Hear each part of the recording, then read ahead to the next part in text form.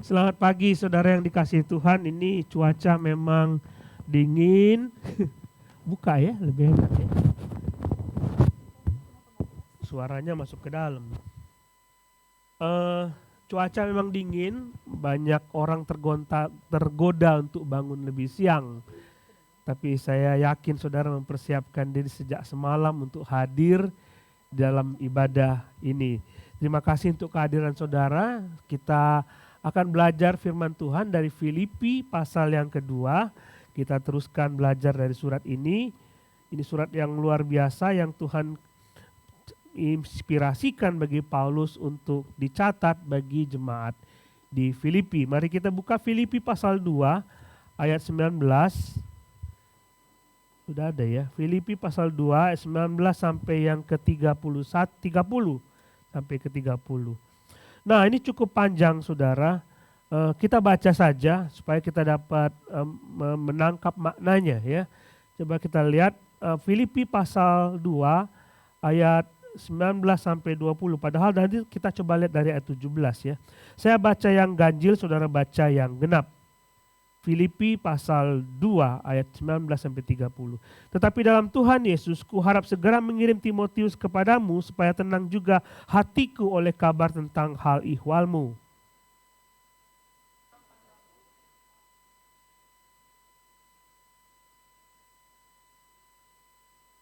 Tetapi sebab semuanya mencari kepentingannya sendiri, bukan kepentingan Kristus.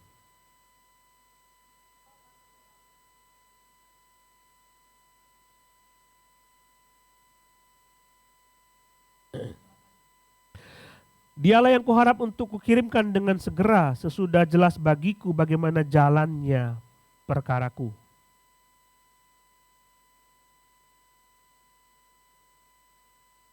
Sementara itu kuanggap perlu mengirimkan Epafroditus kepadamu, yaitu saudaraku dan teman sekerja, serta teman seperjuanganku yang kamu utus untuk melayani aku dalam keperluanku.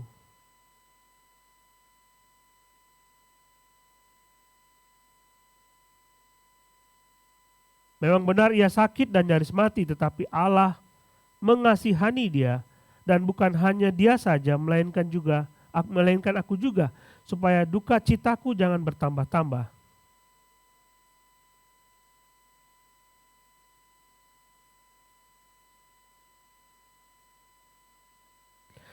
Jadi sambutlah dia dalam Tuhan dengan segala sukacita dan hormatilah orang-orang seperti dia.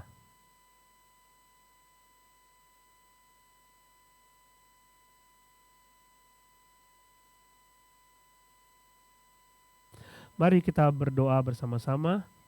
Bapa, kami bersyukur kepada Tuhan, Engkau mengasihi kami, Engkau terus mendorong kami untuk hidup sesuai dengan firman Tuhan. Ajarlah kami melalui surat Filipi pasal 2 ini, supaya kami mengerti sebenarnya apa yang Tuhan ingin kami lakukan dalam hidup kami sebagai orang-orang percaya. Bapa, terima kasih, memohon urapan-Mu bagi kami semua. Dalam nama Tuhan Yesus, amin. Saudara, ada ungkapan Veni, Vidi, Vici. Saya tahu saudara mungkin tahu ungkapan ini, Veni, Vidi, Vici. Ini ungkapan yang diungkapkan oleh seorang kaisar yang terkenal dari Roma ketika dia memenangkan pertandingan, dia masuk ke sebuah kota dan dia menang. Dan dia mengatakan Veni, Vidi, Vici. Maksudnya, waktu aku lihat kota itu, aku datang ke kota itu, aku lihat dan aku menang. Dia mengatakan demikian. Jadi aku datang, aku lihat, aku menaklukkan kota itu. Jadi dia menganggap dirinya sebagai seorang yang unggul. Dia sudah pergi ke berbagai tempat dan menaklukkan berbagai tempat, dan dia merasa bahwa dialah yang menjadi unggul dari raja-raja yang lain. Nah, ungkapan ini banyak dipakai oleh banyak orang.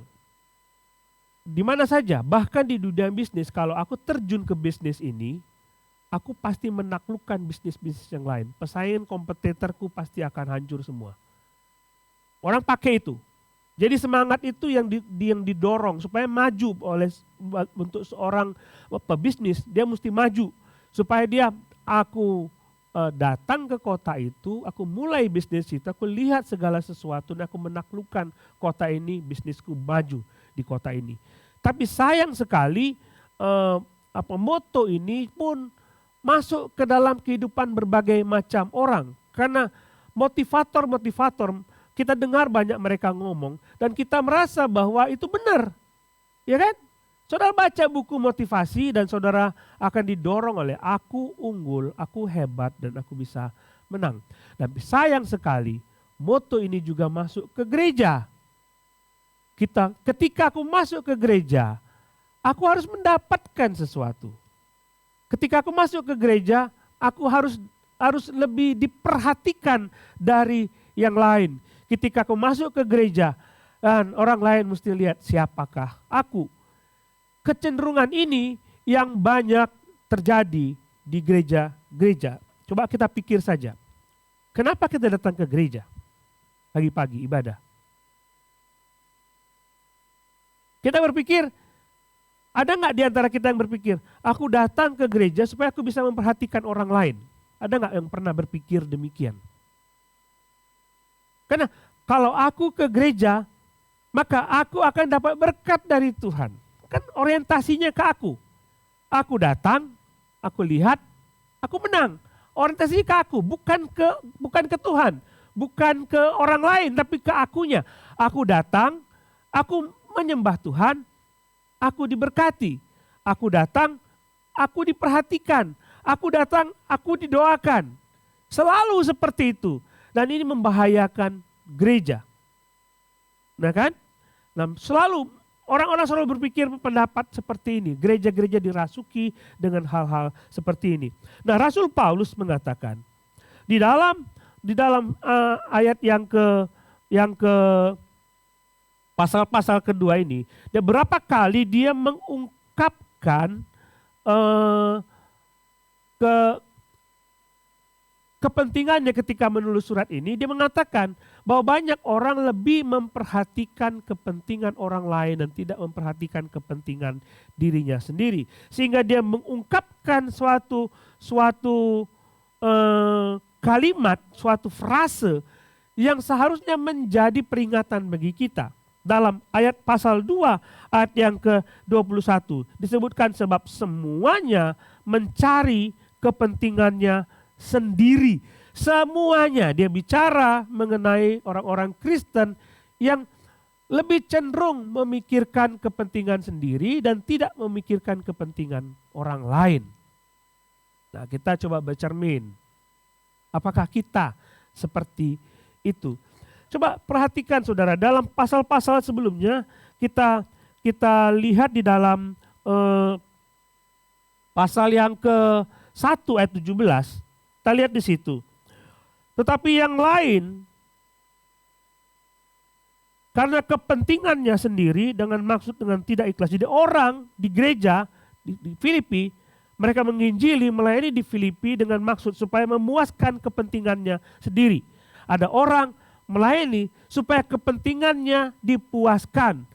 Pasal 1 ayat 17, dia ingatkan itu. Pasal 2 ayat 2, dia sebutkan, karena itu sempurnakan sukacitaku dengan ini. Hendaklah kamu sehati sepikir dalam satu kasih, satu tujuan, dan dalam satu kasih, satu jiwa, satu tujuan, dengan tidak mencari kepentingan sendiri atau puji-pujian yang sia-sia.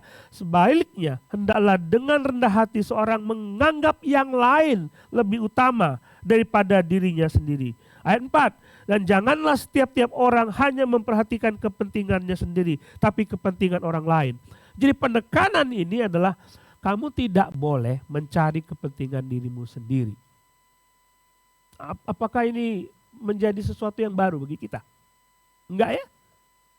Kita harus mencari sesuatu yang kepentingan bagi orang lain. Kemudian dalam pasal 21 dia jelaskan memberi contoh mengenai orang-orang yang memberikan teladan bagi kita. Pasal 19, pasal 2 ayat 19 sampai 30 ini dia memberi contoh ada 2 orang yang harus kamu teladani yang tidak mencari kepentingannya sendiri. Ada 2 orang dia sebutkan di sini. Kita akan belajar mengenai 2 orang ini, orang-orang yang tidak mencari kepentingannya sendiri. Dan kita akan refleksi, apakah kita seperti mereka? Haus.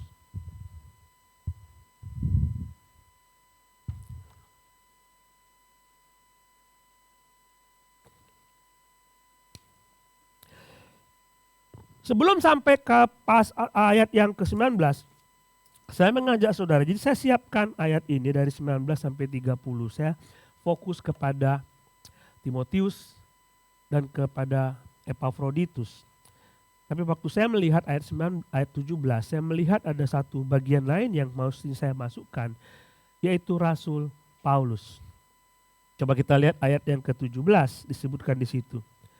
Tetapi sekalipun darahku dicurahkan pada korban dan ibadah imanmu, aku bersukacita karena kamu sekalian. Satu orang yang saya ingin kita lihat sebelum kita melihat kepada Timotius dan Epafroditus, yaitu Paulus. Bagaimana keteladanannya di dalam mementingkan kepentingan orang lain. Nanti kita refleksi. Dalam ayat 17 ini, dia berkatakan, sekalipun darahku dicurahkan pada korban dan ibadah imanmu. Dia mengatakan, mengambil ilustrasi ketika bangsa Israel, orang-orang Yahudi, mengenai kebiasaan mereka ketika mereka mempersembahkan korban bakaran. Dan dia, orang-orang Israel, kalau kita baca dalam kitab Bilangan, mereka menuangkan anggur.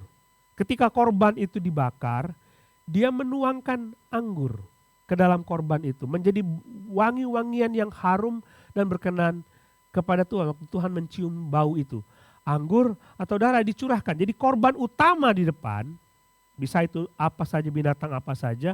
Dan ketika korban itu terbakar, orang-orang Israel mempersembahkan darah yang ditampung itu, atau mempersembahkan anggur atau juga air. Mereka siramkan itu menjadi persembahan kepada Tuhan. Dan dia mengatakan, sekalipun aku dicurahkan, dia katakan demikian, sekalipun darahku dicurahkan, dia menganggap dirinya, Rasul Paulus, menjadi persembahan anggur itu, persembahan curahan itu. Kalau di dalam bahasa Inggris disebut drink offering, persembahan curahan kepada mesbah itu, kepada korban itu. Dan dia menganggap bahwa akulah korban itu, bakar itu, yang dipersembahkan demi kepentingan kamu. Dan dia mengatakan, aku bersukacita karena itu. Aku bersukacita karena itu. Aku happy karena itu, karena aku memberikan diriku buat kamu. Coba perhatikan saudara, pada waktu kita melihat keadaan Rasul Paulus, dia berada dalam penjara, oke? Dia berada di dalam sebuah penjara dan dibelenggu. Coba ketik saudara, Paulus dan Epafroditus, gambarnya itu dia berada dalam penjara dan dia dibelenggu. Memang dia berada di dalam penjara dan dia dibelenggu, tahanan rumah. Tetapi saudara akan melihat di situ dia mengatakan bahwa aku bersukacita karena itu. Karena aku memberikan persembahanku buat kamu, supaya kamu bertumbuh, supaya kamu maju di dalam Tuhan. Kalau kita melihat keadaan Paulus di penjara dan jemaat Filipi yang bebas, seharusnya siapa yang lebih pantas untuk dapat memperhatikan yang lain? Mestinya jemaat Filipi yang dapat perhatian, yang memberikan perhatian kepada Paulus. Paulus tidak menganggap persembahan dari jemaat Filipi itu sebagai sesuatu yang membuat dia bersukacita. Tapi apa yang aku berikan kepadamu ketika aku di penjara, ketika aku disesah, dia memang menghadapi kematian. Dan saat dia ngomong dalam, aku akan segera mengirim Timotius kepadamu setelah saya tahu keadaan perkaraku. Apakah nanti dia akan dihukum mati? Dan dia sudah merasa, pasti aku akan dihukum mati. Tapi keadaan Rasul Paulus itu lebih membuat, kalau kita berada dalam posisi seperti dia, mestinya kita akan berpikir, akulah yang mesti lebih diperhatikan, bukan kamu. Aku layak. Kenapa aku berjuang mati-matian buat gereja ini? Kenapa mati-matian berjuang untuk Tuhan? Tetapi kenapa aku di penjara? Mudah bagi kita untuk mengeluh dalam keadaan seperti itu. Coba pikir ya, pada waktu kita sakit, pada waktu kita tidak punya apa-apa, dan kita melihat ada orang lain yang lebih memiliki segala sesuatu, terpikirkah bagi kita untuk lebih memperhatikan orang itu? Semestinya dia yang lebih perhatikan aku. Aku tidak tahu besok mau makan apa.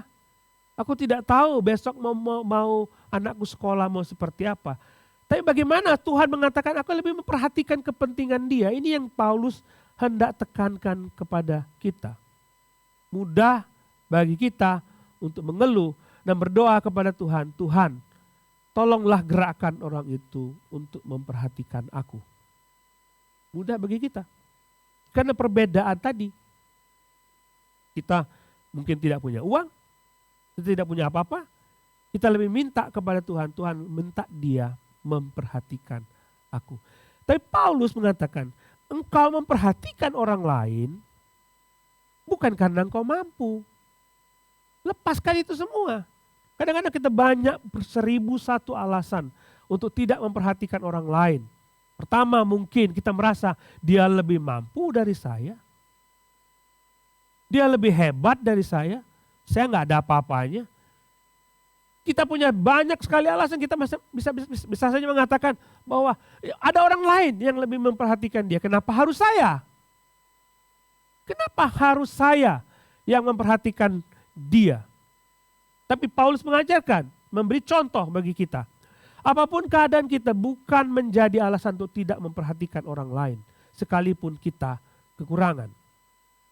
Beberapa tahun lalu saya membaca buku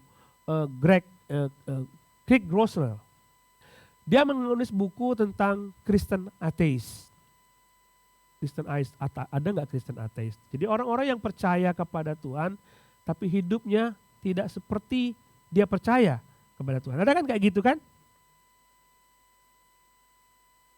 Saya percaya kepada Tuhan, tapi hidupnya tidak menunjukkan dia percaya kepada Tuhan. Craig ini berkhotbah, dia baru melayani sebagai seorang hamba Tuhan di gereja kecil karena dia baru masih mahasiswa dan dia berkhotbah. Pada waktu dia berkhotbah, dia melihat seorang ibu duduk di depan. Ibu itu duduk di depan dengan seorang anaknya. Craig ini pendeta baru. Jadi Tuhan bicara kepada dia, itu ada orang ibu, kamu memberikan uang kepada dia. Apa yang ada di dompet kamu berikan semuanya kepada dia. Dia sambil khotbah dia dengar itu dan dia bingung. Dia bingung sampai akhirnya dia buka dompetnya. Terdapat hanya $5 dia punya. $5. Dia berpikir, ini uang makan siangku dan sekarang aku sedang lapar.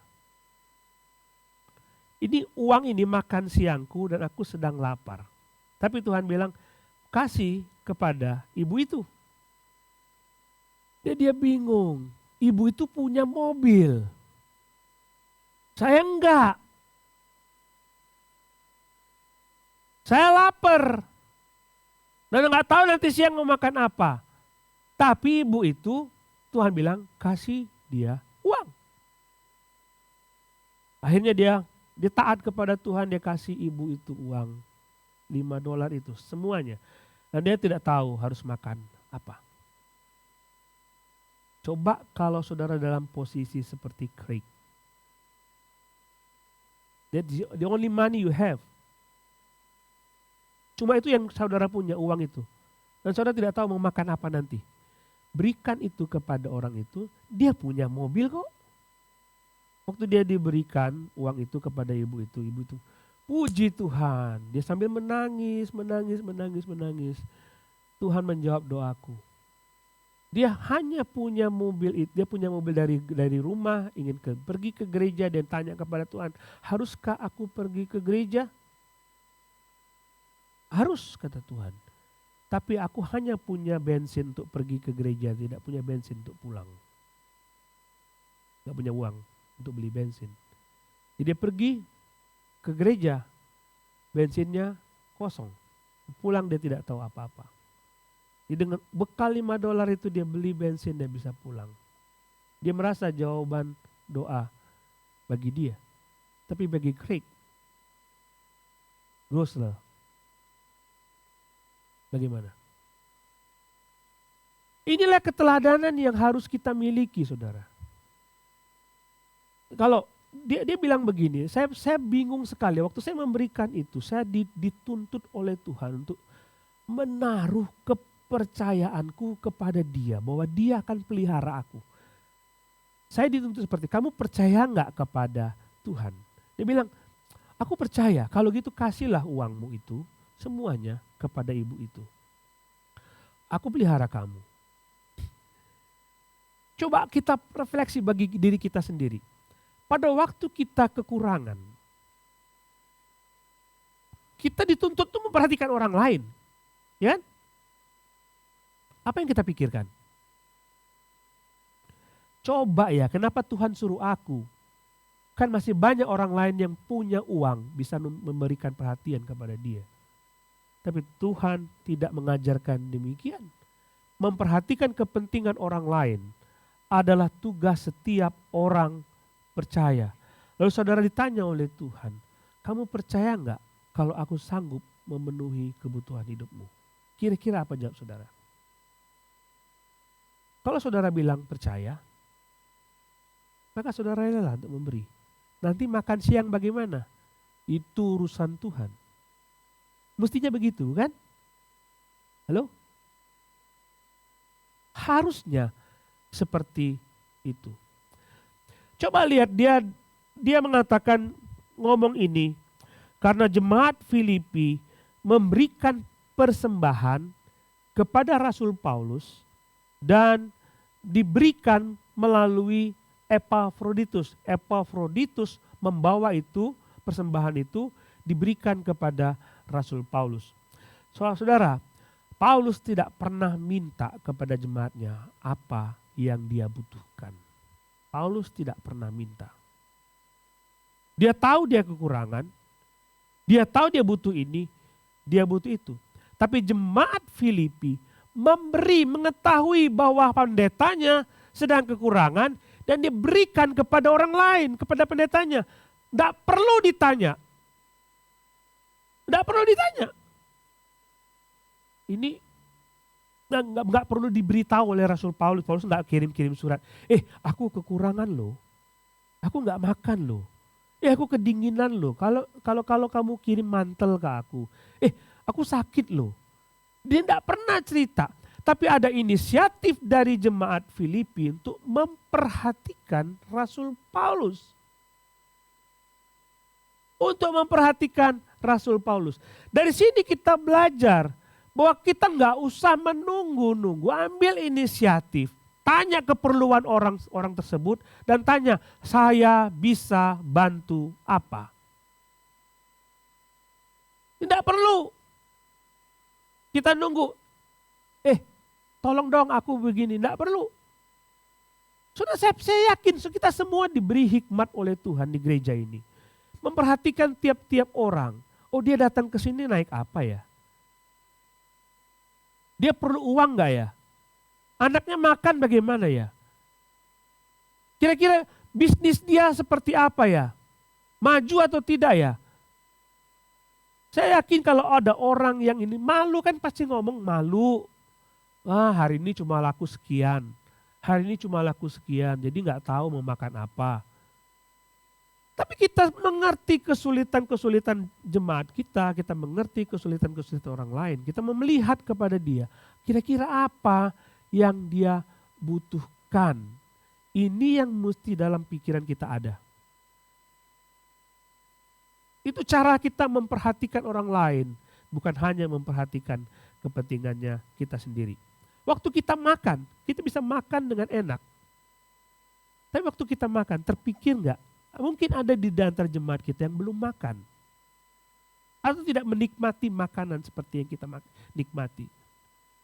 Pada waktu kita tidur dengan nyaman dan kita tidak mengerti seperti apa jemaat kita yang lain yang tidak bisa tidur seperti kita. Ada seorang ibu yang saya layani di gereja saya yang lama di Grogol. Saya datang, sudah saya sering jemput dia bersama istri saya. Waktu kami belum jadi pendeta, kami sering jemput dia. Jadi sudah kebiasaan dijemput, tapi jemputnya di pinggir jalan. Tidak pernah kami ke rumah dia.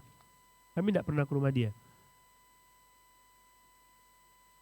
Sampai satu ketika saya jadi pendeta, saya mesti datang ke rumahnya. Saya datang ke rumahnya, dan saya melihat ibu ini memang sederhana sekali, suaminya seorang satpam. Dan dia tinggal di sebuah rumah gubuk, dan dalam rumah gubuk itu ada 3 keluarga.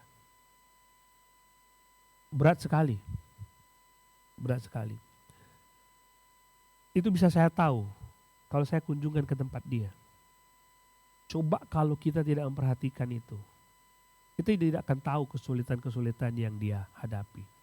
Datang kepada dia, tanya bagaimana keadaan anak, bagaimana keadaan suami, bagaimana bisa hidup segini. Ya ini yang bayar ini, nanti kadang-kadang gak dibayar. Kita mesti ambil inisiatif. Nah, tentang ibu ini, saya kasih tahu kepada saudara. Saya memberitahukan kepada saudara apa yang menjadi kekurangan dia. Saya datang ke rumahnya gubuk. Dia nggak punya apa-apa ya. Anaknya banyak, cucunya banyak, tinggal situ dan dia mesti tanggung. Dan dia tiba-tiba datang kepada saya memberikan uang 500.000. Saya nggak tega. Yang lebih butuh uang dia loh, bukan saya. Yang lebih butuh uang dia. Tapi dia bilang begini, Pak Pendeta, saya itu bergumul bagaimana memberi kepada hamba Tuhan. Dan saya tidak tahu bagaimana caranya. Akhirnya saya menabung 1 tahun. Ini buat Pak Pendeta. Nangis saya. Kita mesti pikir keadaan orang lain. Lebih daripada memikirkan diri kita sendiri. Karena itu yang Tuhan mau. Itu yang Tuhan mau. Nah, ini gereja mengambil inisiatif itu dirombak bedah rumah ya. Bedah rumah dirombak, dibaguskan supaya bisa tinggal di situ.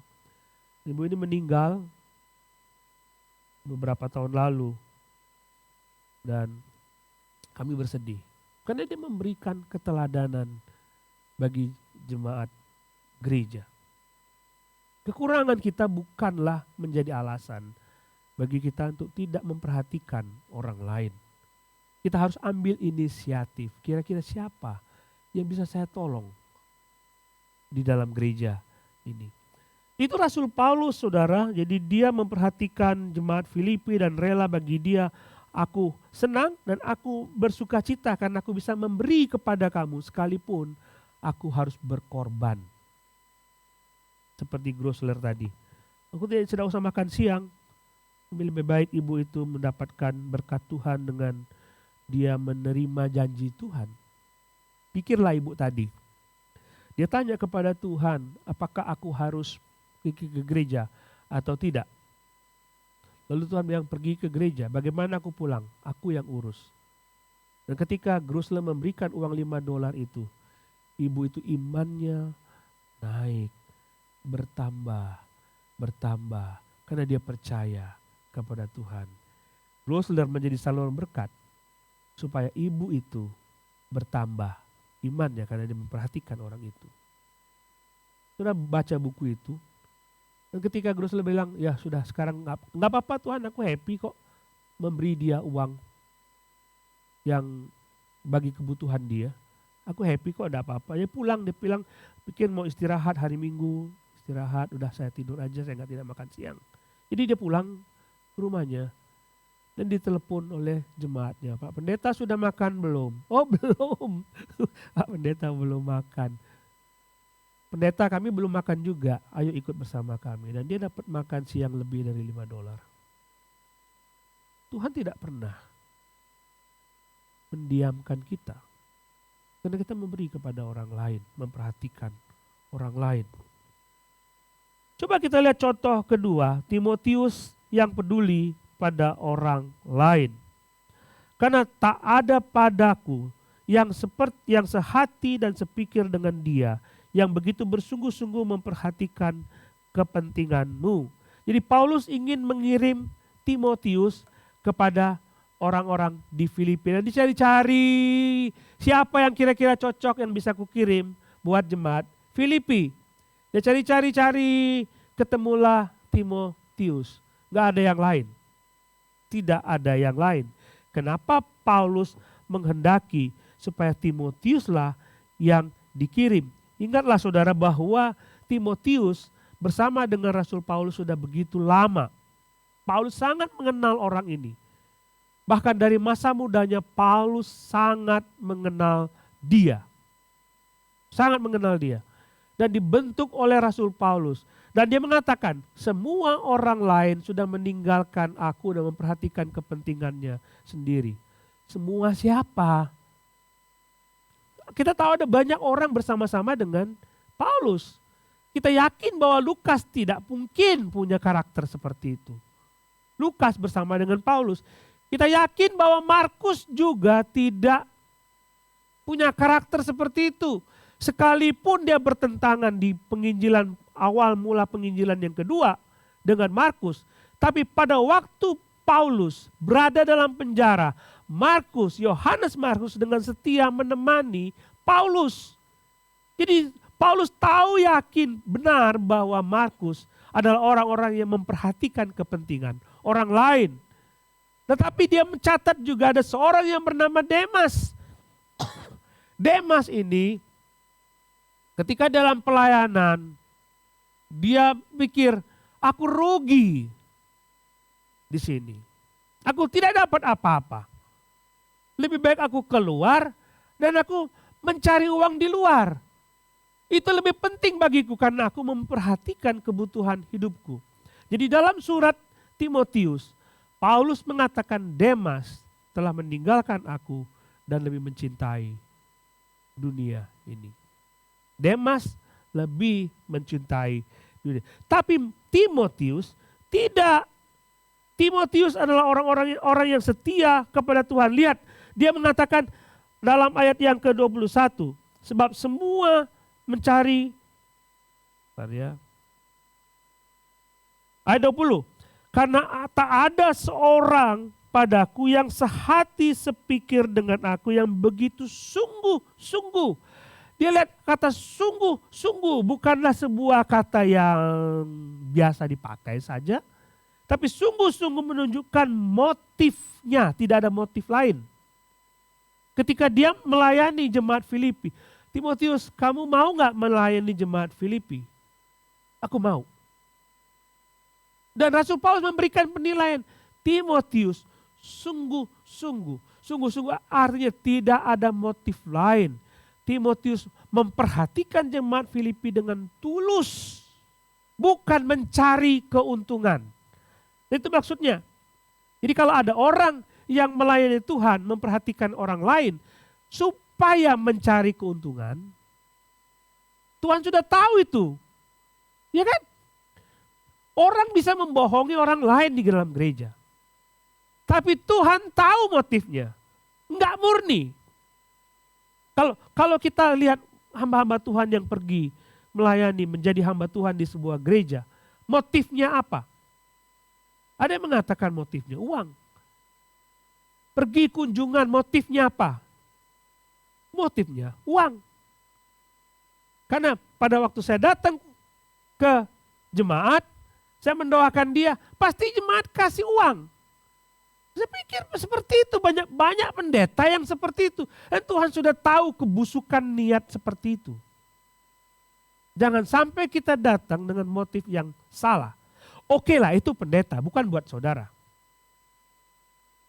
Itu pendeta, bukan buat saudara. Saya bergumul ini dengan cukup banyak ketika saya menjumpai banyak anak-anak Tuhan, di gereja baptis itu nggak ada yang pernah seperti itu. Jadi kita datang kunjungan ya kunjungan aja, kita doakan ya kita doakan saja.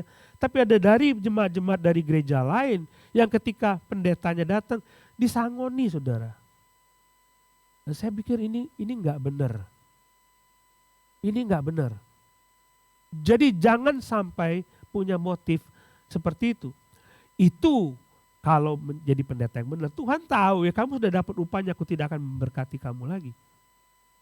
Tidak boleh ada motif.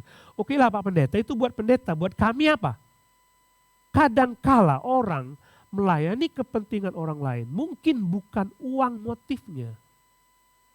Tapi dia ingin mendapatkan penghargaan, lihat saya mampu untuk melakukan ini bagi orang lain. Ya kan? Kebutuhan tertinggi dari seorang manusia adalah penghargaan. Benar? Abraham Maslow, kebutuhan tertinggi dari setiap orang adalah penghargaan. Menunjukkan identitasnya. Uang dia sudah punya. Apapun dia sudah punya. Kemewahan dia punya. Karir dia punya. Tapi dia ingin dapat penghargaan. Ketika dia masuk dalam pelayanan, dia ingin supaya dia dihargai. Tuhan tahu pikiranmu. Tuhan tahu isi hatimu. Tapi Timotius tidak seperti itu. Dia tulus memperhatikan jemaat Filipi. Motifnya benar. Lalu disebutkan di situ kata memperhatikan, sebutkan di situ, yang sungguh-sungguh memperhatikan kepentinganmu. Memperhatikan itu adalah kata yang menunjukkan bahwa dia terpikir terus-menerus. Terpikir terus-menerus, memperhatikan. Jadi gimana ya jemaat itu, bagaimana ya keadaan mereka, gimana ya situasi mereka, mereka baik-baik saja atau tidak. Kita mulai begini teman-teman. Saudara masuk dalam satu komunitas TLCC. Saudara mengenal semua di sini. Makin akrab saudara makin kenal. Dan pada waktu saudara berdoa, saudara mungkin ingat kata-kata yang diucapkan teman kita di hari Minggu. Bahwa dia butuh ini, dia butuh itu. Dia minta didoakan gitu. Apakah pada waktu malam kita mengingat namanya atau tidak? Apa yang dikatakan mengenai Timotius ini? Mungkin dia tidak bisa tidur. Saya harus melihat keadaan dia, keadaan mereka. Pernah saudara tidak bisa tidur memikirkan jemaat lain? Itu memperhatikan. Pernah?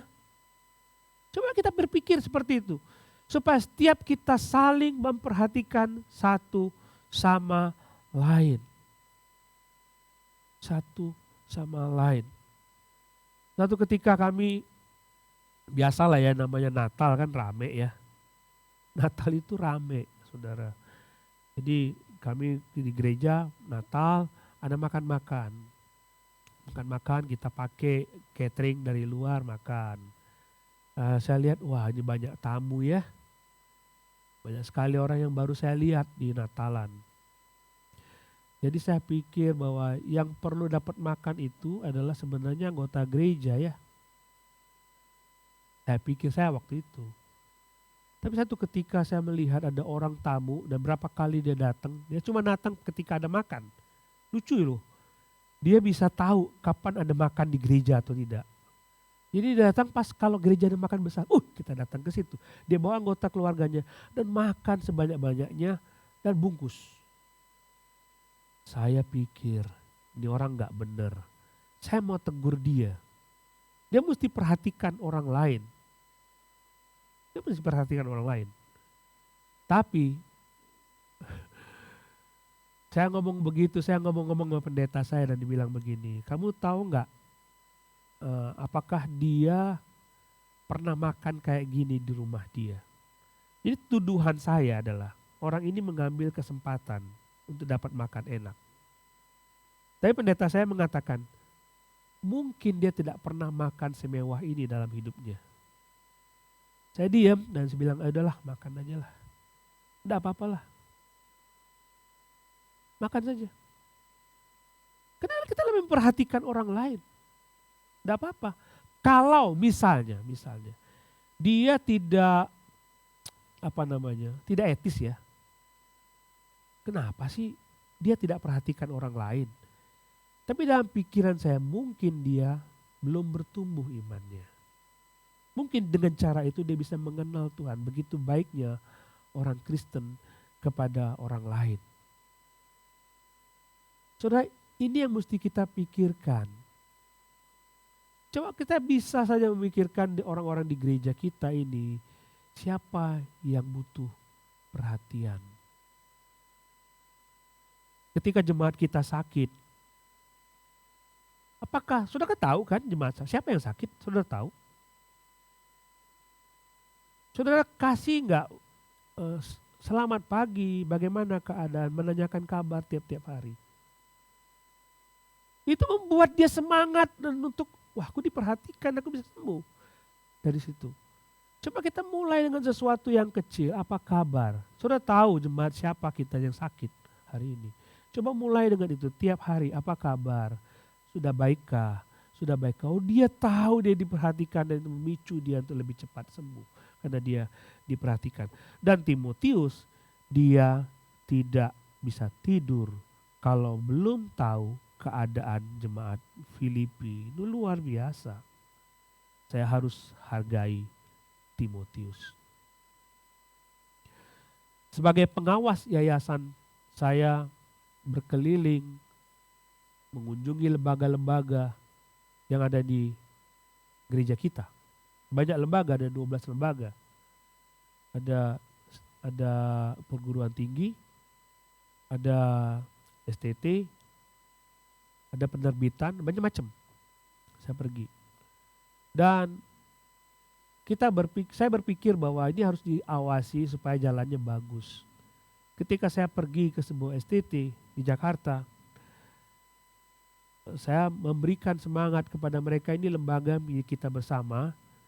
Dan tugas kami bukan untuk mengawasi supaya kerja saudara baik, tapi ingin memperhatikan bagaimana keadaan saudara. Saya tanya seperti itu. Dan memang saudara, saya mesti akui, ketika wawancara seperti itu, saya dapati ada orang yang sungguh-sungguh memperhatikan lembaga tersebut, sehingga dia rela tidak digaji. Pernah saudara pergi ke STT kita? Lihat kondisinya. Masuk ke asrama laki-laki seperti apa. Lalu lihat apa yang bisa saya bantu di sini. Masuk ke asrama perempuan. Lihat apa yang bisa saya bantu di situ. Dan lihat bagaimana mereka makan, tanya apa yang mereka makan tiap hari. Makan daging itu adalah kemewahan di STT. Perhatikan mereka. Jadi ada dosen-dosen yang sudah lama tidak digaji, saya malah ketemu dengan dosen yang rela mengeluarkan uangnya demi gaji karyawan. Ini orang-orang yang memperhatikan orang lain lebih daripada dirinya sendiri. Jangan hidup buat diri kita sendiri. Uang yang kita dapat tidak akan kemana-mana karena semua dari Tuhan. Semua dari Tuhan. Lalu kalau saudara memberi kepada seseorang, atau apakah saudara akan diyakini oleh Tuhan, kamu pasti kurang kalau kamu memberi? Enggak kan? Tuhan tidak tutup mata. Tuhan tahu apa kekuranganmu, dia pasti memberi. Karena itu dia mengatakan kepada, Paulus mengatakan tentang Timotius, yang peduli terhadap kebutuhan orang lain dan tidak bisa tidur.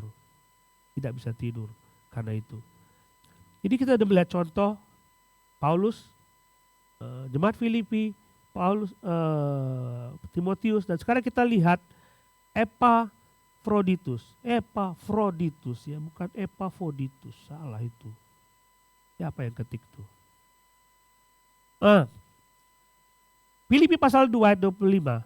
Sementara itu kuanggap perlu mengirimkan Epafroditus kepadamu, yaitu saudaraku dan teman sekerja, serta teman seperjuanganku yang kamu harus utus untuk melayani aku dalam keperluanku. Saudara, jadi jemaat Filipi kumpuli uang untuk dikirim kepada Timotius. Ya, dikirim uang untuk diberikan kepada Paulus. Tapi kirim uang pada waktu itu sama sekarang beda. Kalau kita punya cabang di sebuah kota, pendeta kami mau kirim uang, tinggal buka ini tik tik tik tik tik, tik kirim, mudah sekali. Tapi waktu itu uang dibawa. Lalu jemaat kumpulin, ini ada mantel ya, tolong kasih ke Rasul Paulus. Ini kasut ya, tolong kasih ke dia. Ini ada alat-alat pensil, alat-alat apa, tolong kasih ke Rasul Paulus. Dan semua dibawa Epafroditus. Mungkin mereka sedang tanya-tanya siapa yang mau bawa barang-barang ini dari Filipi, mungkin ke Roma, ke tempat Rasul Paulus di penjara. Siapa ya? Lalu muncul seorang anak muda namanya Epafroditus.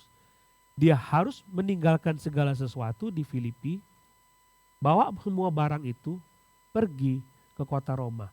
Itu bukan pekerjaan yang mudah.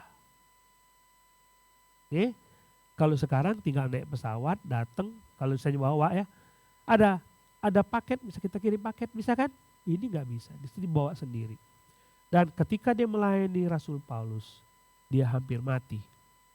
Sebutkan di situ, dia sakit dan dia hampir mati. Rela berkorban demi orang lain.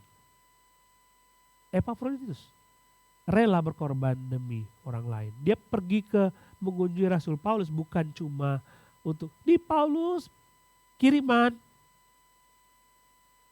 ambil, sudah ya, aku pulang. Tapi dia tanya lagi, mau apa Rasul Paulus? Apa yang kurang? Alat tuliskah? Karena Paulus sering kirim surat, alat tulis. Dia pergi melayani. Karena Rasul Paulus tinggal di rumah, jadi dia bebas untuk mengunjungi Rasul Paulus. Nah itu dilakukan oleh Epafroditus. Hampir mati. Kita lihat tadi, Rasul Paulus, seorang rasul, hamba Tuhan. Timotius, seorang pendeta, hamba Tuhan. Epafroditus, seorang jemaat biasa yang rela mati untuk memikirkan orang lain. Kita bagaimana? Kita seperti apa? Memikirkan orang lain, dan kita kan hampir mati. Dia mempertaruhkan nyawanya. Artinya dia tidak melihat itu yang harus dihargai. Yang penting misiku selesai untuk memperhatikan orang ini. Aku tidak menghargai diriku sendiri. Kenapa bisa seperti itu? Dia mengasihi Tuhannya. Dia mengasihi pekerjaan Tuhan. Mindset 3 orang ini harus ada dalam diri kita. Tanpa terkecuali. Banyak sekali orang yang perlu kita perhatikan. Banyak sekali. Kalau setiap orang mencari kepentingan diri sendiri, untuk apa gereja itu berdiri? Kalau semua orang datang ke gereja yang penting aku dapat sesuatu, untuk apa gereja berdiri? Tidak usah gereja ada. Tapi setiap orang punya mindset untuk memikirkan orang lain, satu demi satu. Datang, rela berkorban. Kalau perlu tengah malam datengin kalau memang dia butuh pertolongan. Dengan demikian, tidak ada yang tidak diperhatikan. Kalau setiap orang rela memperhatikan kepentingan orang lain. Di dalam care group saya sudah membuat beberapa pertanyaan, diskusi. Salah satu pertanyaan yang akan saya ajukan kepada saudara, coba pikirkan satu hal yang perlu saudara lakukan ya yang saudara lakukan untuk dapat menunjukkan keperhatian kepada orang lain. Mungkin siapa yang perlu saudara pikirkan? Tunjukkan itu. Kalau di dalam Natal itu biasanya menjadi angel gitu ya. Wah, you are my angel. Lalu dia pikirkan, aku mesti kasih apa kepada dia. Itu tidak perlu Natal. Kapanpun kita bisa memperhatikan siapa sih yang bisa saya perhatikan dalam di gereja ini. Saudara perlu memikirkan itu. Coba renungkan siapa. Mungkin di care group. Proyek apa yang perlu saya lakukan untuk dapat menunjukkan perhatian kepada seseorang. Untuk hamba Tuhan kah? Lembaga-lembaga kah? Atau siapa? Saya mengajak saudara untuk berpikir seperti itu. Baik secara pribadi, keluarga, maupun secara kelompok. Tuhan tidak pernah membuat saudara kekurangan. Amin. Nggak mungkin kurang. Itu janji firman Tuhan. Kalau saudara percaya kepada Tuhan, saudara tidak akan kekurangan. Bukan janji saya, tapi janji Tuhan bagi kita. Mari, mulai saat ini kita pikirkan bagaimana kita memperhatikan orang lain. Mari kita berdoa.